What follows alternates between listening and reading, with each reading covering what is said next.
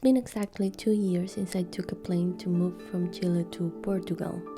I can say that migrant life is really hard, constantly living at the limit, questioning every move. Nothing is certain and you meet people to probably say goodbye or miss really important moments in the lives of those who you left behind. As much as I love making jewelry, it's been really hard to be constant because first of all I must survive my everyday, and being an independent jeweler is not the best option for me right now as I don't have an European passport to freely stay where I want to live. Last year I managed to stop for a while and fully focus on jewelry. So I made a winter collection trying to challenge myself technically with new ideas to show the process and intricate designs. But I wasn't able to finish it because, I had to find a job for the residence permit. So I tried to keep on with my custom orders after arriving destroyed from my full-time job. I was honestly really tired, but playing with fire and metals gives me back my joy and myself.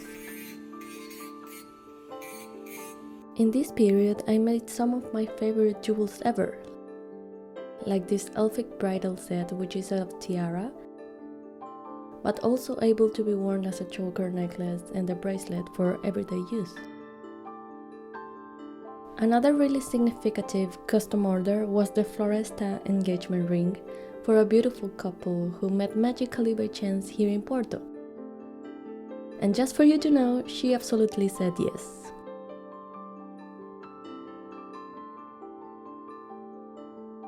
Even with these beautiful stories, August last year was a really tough month for me. I had to find a new apartment by the end of the month, got rejected and ghosted so many times, and most importantly, I got an urgent message about my mother being badly sick in Chile. And honestly, I was about to get in debt and take everything I could to go back immediately.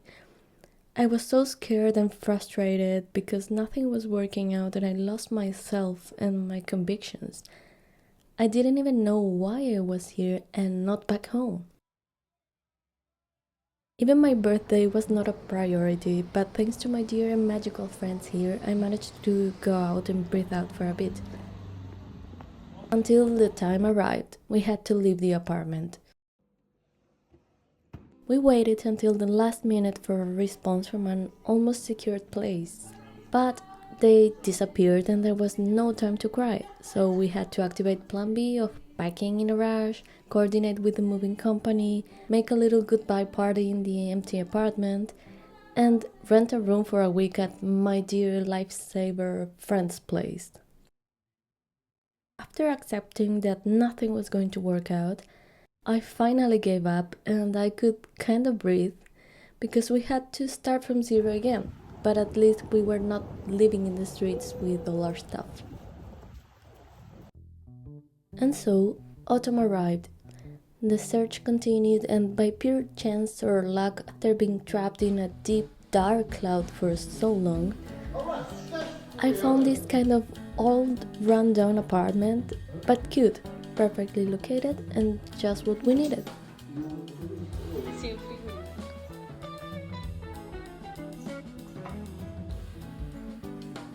So we finally have a place to rent. There was a huge mess and lots of cleaning to do.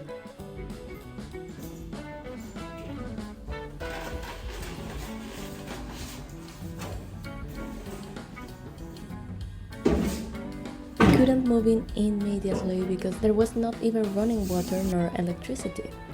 So we scheduled with the moving company again, installed basic services, survived our first flood, took my pretty plants carefully to the new place,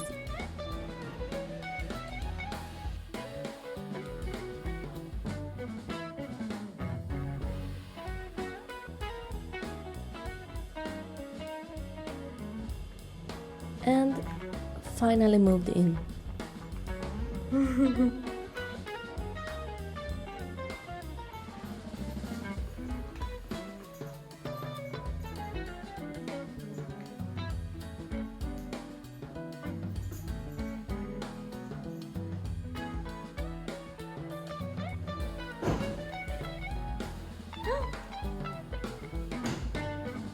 We were so relieved that even without furniture, it was the coziest place in the world.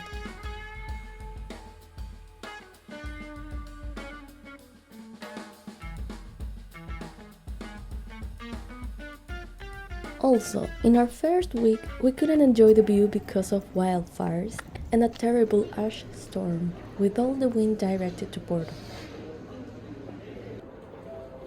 So, when we could finally open the windows and get this beautiful sunlight, we had the most magical surprise of having a pianist neighbor practicing in the afternoons.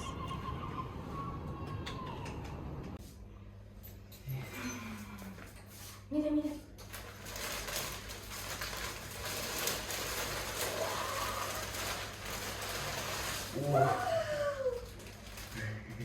Ele le hecho unboxing. Un poco tiñe. Es como... When we could afford a small sofa, we bought it, but never expected to be a do-it-yourself kind of sofa. So we struggled a lot, but finally have somewhere to sit and relax.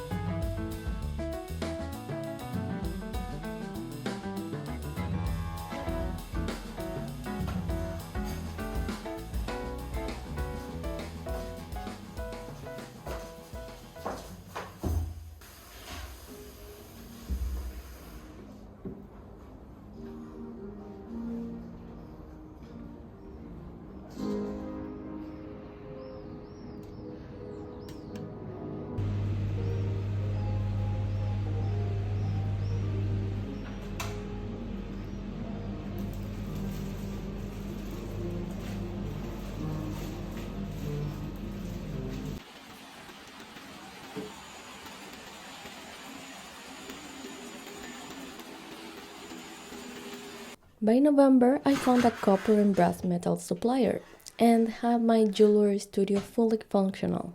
So I did something I've always wanted and my goal by choosing this apartment: doing jewelry workshops and regular classes.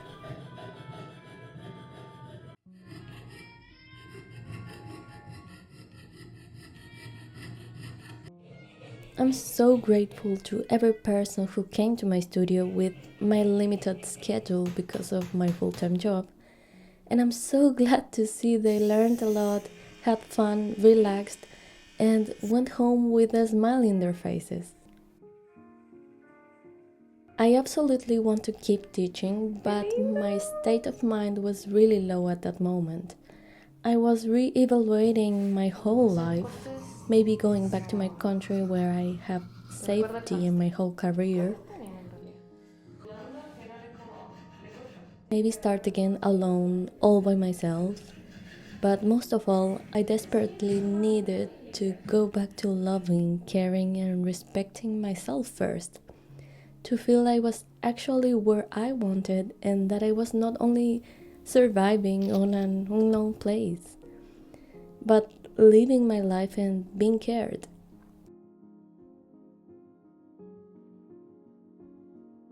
December last year started with my sudden appointment for the residence card, materializing money from anywhere possible to pay for it, a visit to emergency for pneumonia, and a bedridden week, which felt like a month not being able to breathe and losing consciousness. So yeah, not exactly the best start, but I decided I wanted to enjoy it anyway.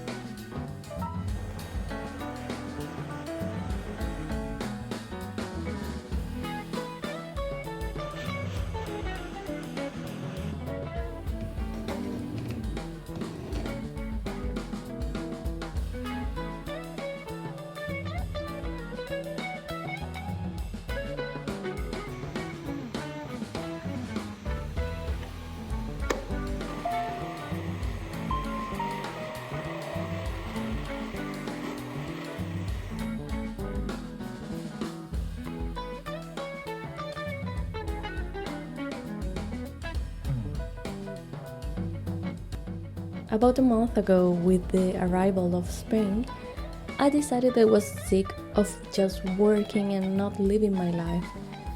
And as soon as I declared to change, my day started looking like this.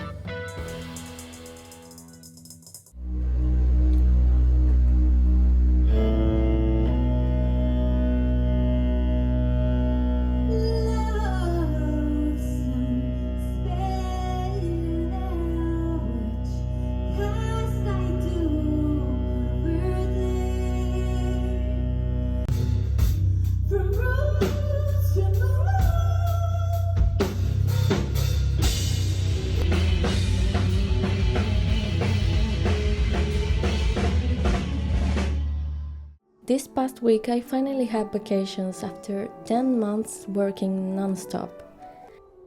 And I really needed to put in a video all my diffuse memories to realize that even if I was awfully tired of everything, I did accomplish a lot in the past months. So even if I was drowning in the dark, there was actually lots of light. Even the guilt of sacrificing so many memories with my family, like the fact that I have a baby nephew now and I won't be able to meet him in months or years. This encourages me to make it happen, to keep going and live to the fullest as long as I can, and one day I'll be the fun auntie with many stories to tell.